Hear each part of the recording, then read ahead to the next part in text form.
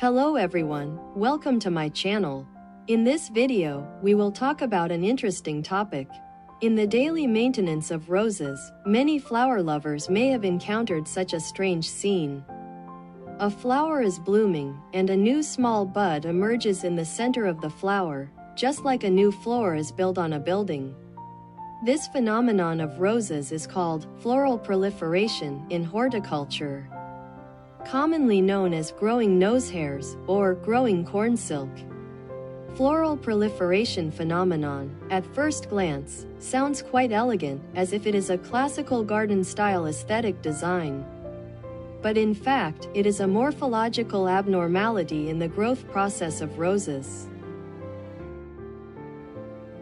The so-called floral proliferation refers to the fact that when the rose blooms, the pistil does not develop into a reproductive organ normally, but instead accidentally differentiates into a new flower bud. This new bud often grows in the position of the original center of the flower, and can even continue to grow and bloom a small flower, which looks like one flower stacked on top of another. You can think of it as a nesting doll in the flower world, or you can jokingly call it a double-layer cake in the rose world, which is both peculiar and a little weird.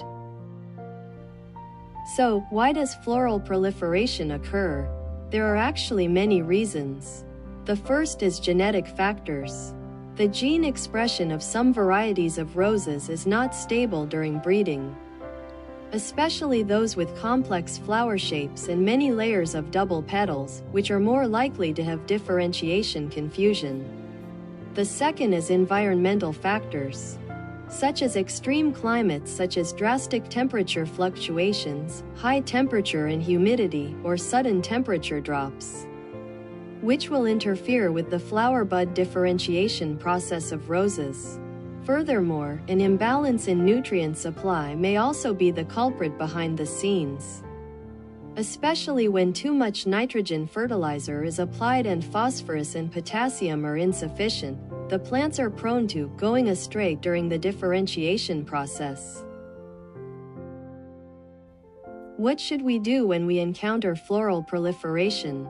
In fact, don't worry too much. It does not mean that the rose is sick, and it is not contagious. It's just that the flowers formed in this way are not very beautiful, and sometimes it will affect the nutrient distribution of the plant. It is recommended to cut off the mutant flowers in time when the floral proliferation phenomenon is discovered to promote the growth of new normal flower buds. If you are willing to treat it as a natural, weird exhibition, you can also take photos as a souvenir.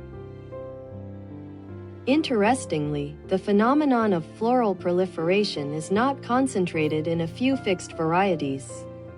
Old roses, large-flowered double roses, and some spring flowers in areas with strong sunlight are more likely to appear.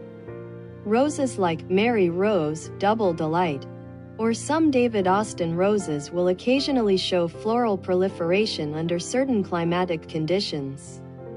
For example, Mycorrhiza perfecta is very prone to floral proliferation in the spring.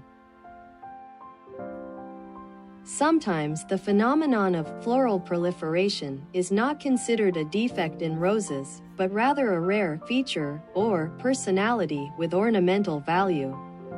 For example, David Austin's Charity is a masterpiece that turns the floral proliferation feeling into an artistic design. The floral proliferation feeling of Charity is natural and soft, and is often mistaken for being designed. No wonder it can frequently appear in weddings, banquets, and fashion flower arrangements, becoming a true stage protagonist. In general, floral proliferation is a sudden manifestation of the occasional explosion of the rose's microcosm. It is not a disease nor a variety defect, but just a small mistake in the plant's growth process, and it is also a way for roses to occasionally show their personality.